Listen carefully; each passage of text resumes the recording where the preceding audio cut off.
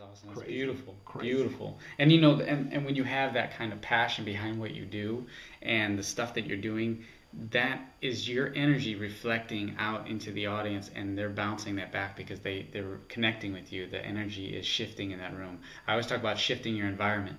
You know, we can't shift our environment physically, but we can shift our environment, the way we experience our environment, the energy that's in that environment, by simply projecting some positive, higher energy.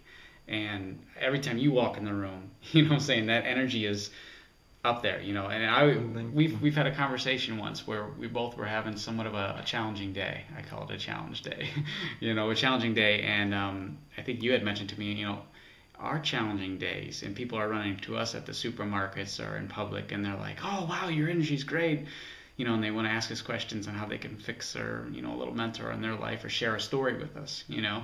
And you had mentioned, wow, we're still at a high level when we're down because we do keep ourselves at such a high level. So I encourage all the viewers out there and the other people that are listening to this right now is if you want to have a vibrant quality of life, a well-balanced quality of life, you have to consistently keep your mentality, your thought process in check. You have to consistently just get your way of life down to the point where you're like, this is my way of life. I don't think like I can't accomplish something. I don't think like I can't climb this wall or break through.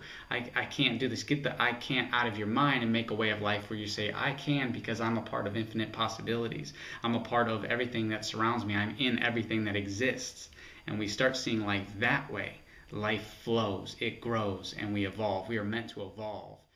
You know, and it's about just connecting with your true nature, who we truly are on the inside. You know, someone cuts you off on the highway or on the road, and they flick you off. It's not that person. We have to understand that it's there's something going on in that person's life. There's something going on that's not working for that person, and maybe they're on cloud nine and they're having the best day of their life, and they just don't even see you, and they're just like, I'm humbled and I'm just moving along. You know, it's like we take things so personal when we're in these vehicles, and it's like if you were walking through a supermarket or the mall and someone were to cut you off at a diagonal angle to get by you, would you like yell at them? Let's see if you would beat their horn. Yeah, would you like get out of the way, you know? You would be like, oh, excuse me, I'm sorry. Well, we need to do the same thing in every aspect of our life.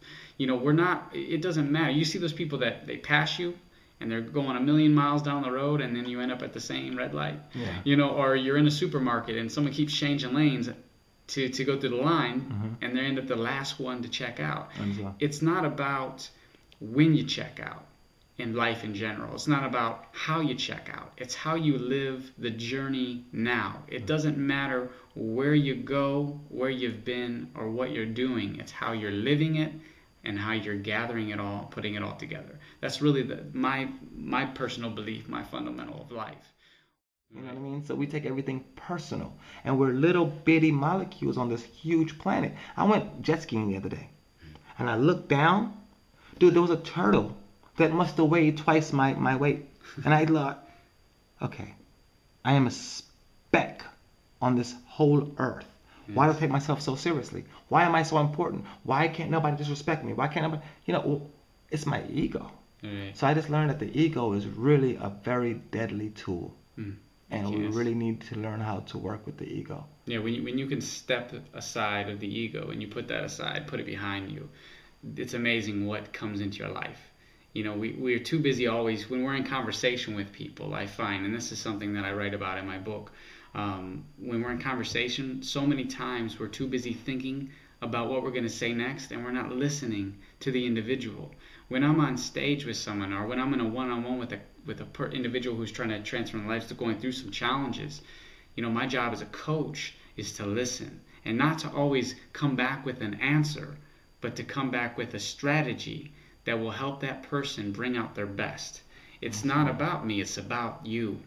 You know, and a lot of people get that mistake, and they think that they have to be all this and they have to do all this different stuff. And the key element of everything is we have to listen. We have to read each other's body language and understand that this individual that might be going through the situation isn't, you know, ignorant, mean, you know, all these foul things, grumpy, angry. They're a sincere person inside. We have to see past the shell of what they've surrounded themselves by. You know, and the same thing with text messaging. You know, you were saying we read a text, we're projecting what's inside of us. Absolutely. You know, and and we have to learn to project the right energy. So